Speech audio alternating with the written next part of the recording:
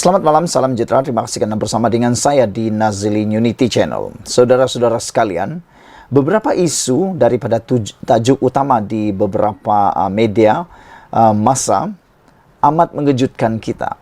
Ada yang memberi tajuk, "Pas hidup mewah tapi hutang tak mahu bayar, jeng jeng jeng." Ada juga yang memberikan tajuk utama di dalam laman media sosial mereka sebagai "Pas bermewah buat muktamar, tapi hutang tertangguh 7 tahun, lihat nak bayar."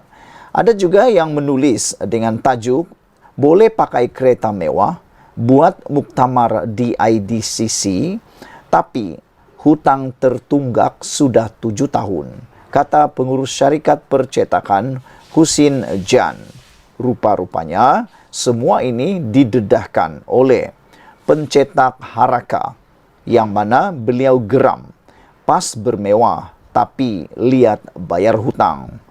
Ini satu penjelasan pendedahan yang amat-amat mengejutkan kita. Siapa sangka parti itu yang seakan-akan tidak mempunyai masalah dalaman, rupa-rupanya seperti yang dinyatakan oleh pencetak Haraka, apabila beliau geram. Pas bermewah tapi lihat bayar hutang. Ada juga rupa-rupanya parti yang dah berhutang bertahun-tahun tapi lihat pula nak bayar. Saudara-saudara sekalian, dipetik daripada mykmu.net, selepas hampir 4 tahun laporan Malaysia kini berhubung hutang mencetak lidah rasmi PAS iaitu Haraka, bekas syarikat pencetaknya sekali lagi membangkitkan kegagalan parti itu dalam melunaskan hutang yang tertunggak. Pengurus NAJ Press Resources Sdn Bhd Husin Jan menyatakan rasa geram melihat PAS dan sikap kepimpinannya yang didakwa bermewah-mewah namun gagal mengambil tanggungjawab untuk membayar hutang Haraka. Beliau berkata mereka pakai kereta mewah, boleh buat muktamar di Ideal Convention Center IDCC Shah Alam dengan bayaran sudah tentu mencecah puluhan ribu ringgit. Tapi soal hutang mereka tak ambil berat untuk diselesaikan. Sudah hampir 7 tahun hutang tertunggak tak dibayar sepenuhnya, katanya kepada Malaysia kini hari ini.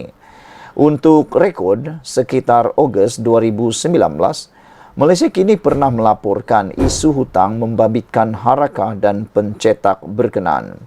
Ia membabitkan hutang Haraka dengan 2 syarikat, iaitu Angkatan Edaran Enterprise Sdn Bhd dan NAJ Press Resources Sdn Bhd. Angkatan Edaran sudah muflis dan pihak pengurusan sama menubuhkan NAJ Press Resources Sdn Bhd sebagai pengganti dan terus mencetak Haraka pada ketika itu. Syarikat dah bankrupt, tak payah bayar. Bagaimanapun hutang Haraka dengan Angkatan Edaran yang telah muflis lebih banyak hingga mencecah nilai jutaan ringgit berbanding hutang dengan NAJ Resources hanya lebih 600,000 ringgit. Husin berkata, PAS dan Haraka enggan membayar hutangnya dengan Angkatan Edaran atas alasan syarikat itu telah pun gulung tikar. Menurutnya, syarikat tersebut menanggung beban hutang dengan pembekal kerana Haraka tidak mahu menjelaskan hutangnya. Dalam keadaan ekonomi yang sukar ini, kita perlukan sumber keuangan segera sebagai modal pusingan untuk teruskan perniagaan, kata beliau. Pemimpin PAS kononnya mengaku mengikut Al-Quran, hadis, ijma' ulama sebagai panduan. Tetapi sebaliknya menggunakan hukum sekular dan ketepikan hukum Islam kerana enggan bayar hutang bidasnya.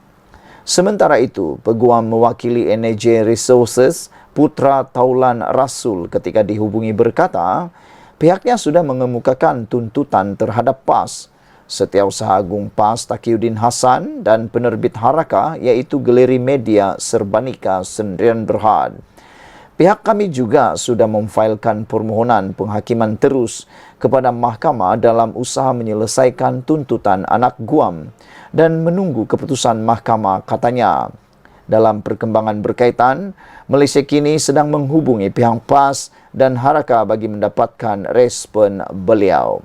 Laporan diperoleh daripada Malaysia Kini dipetik dari mykmu.net. Saudara-saudara sekalian, anda pasti pernah mendengar bahawa kalau anda meninggal dengan hutang dan tak dihalalkan hutang tersebut, ianya akan dibawa sampai bila-bila. Ini kan pula dengan pengajaran ataupun pengetahuan ilmu agama daripada kalangan pemimpin PAS. Takkanlah mereka tak sedar tentang bahaya berhutang yang tak dibayar dan tak dihalalkan. Kalau tiba-tiba mati, siapa yang nak menanggung beban hutang? Beban bagi yang tahu itu mungkin satu dosa.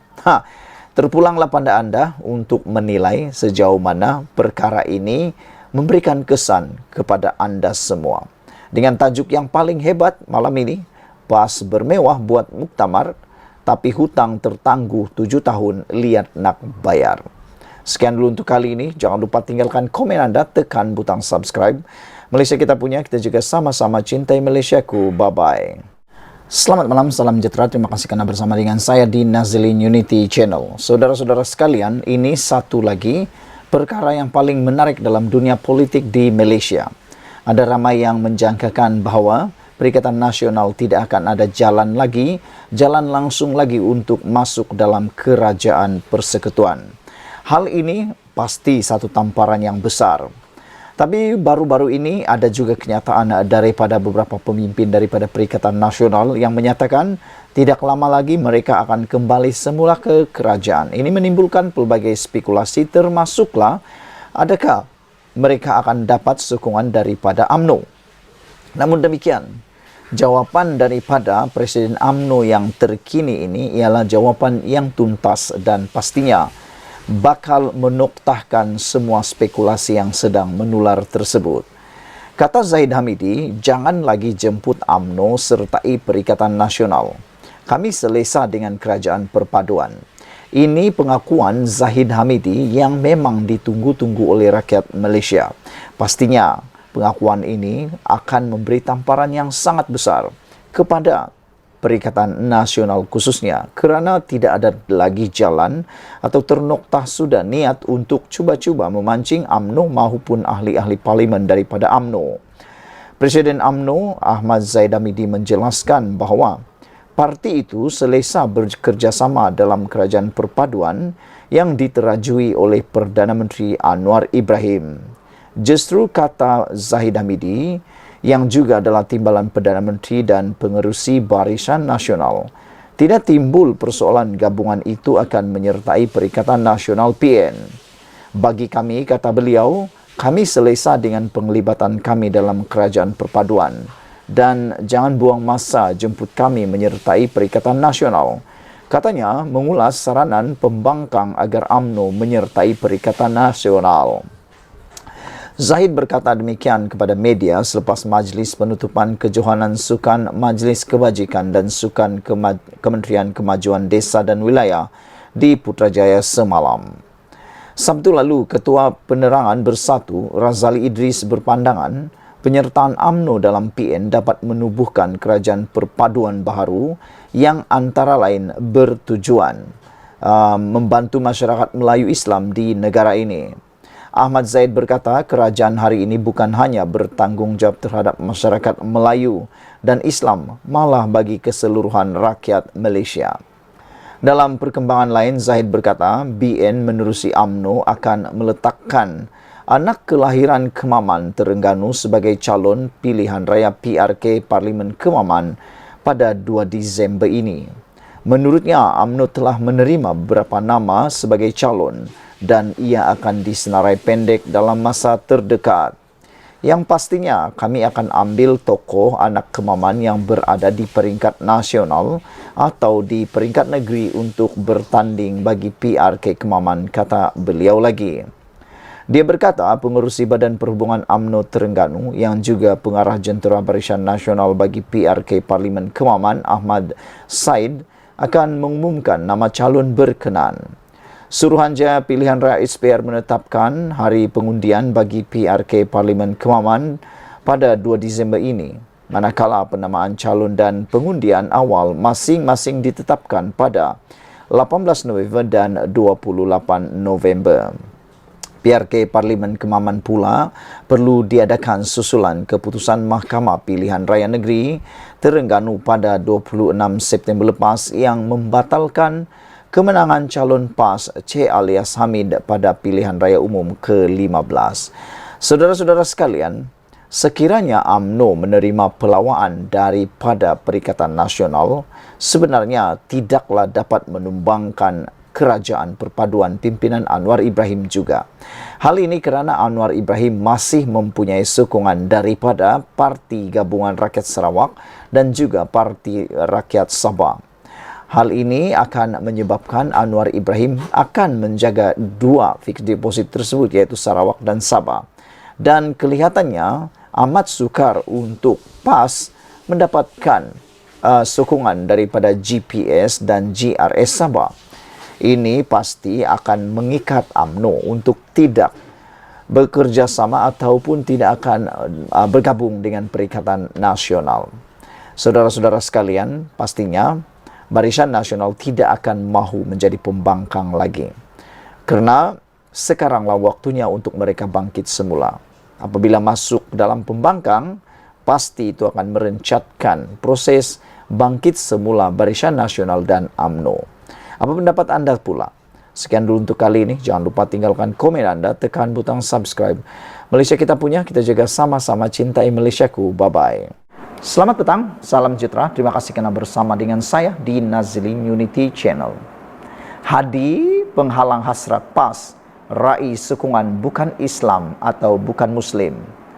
Penganalisis politik Azman Awang Pawi berkata, sikap Presiden PAS sering mengubah pendiriannya memberi gambaran beliau tidak konsisten. Dipetik daripada FMT. Presiden PAS Abdul Hadi Awang dilihat penghalang utama dalam usaha parti itu mendapatkan sokongan pengundi bukan Muslim, kata penganalisis politik. Kecenderungan Hadi sering mengubah pendirian dalam pelbagai isu menjadi kekangan, kata penganalisis Azman Awang Pawi dari Universiti Malaya. Kesannya, pengundi secara konsisten menganggap PAS tidak konsisten. Beliau berkata, PAS mungkin beralih lebih sederhana jika Hadi tidak lagi menjadi presiden. Mungkin ia akan menjadi era di mana PAS berhenti menjadikan bukan Muslim sebagai sasaran.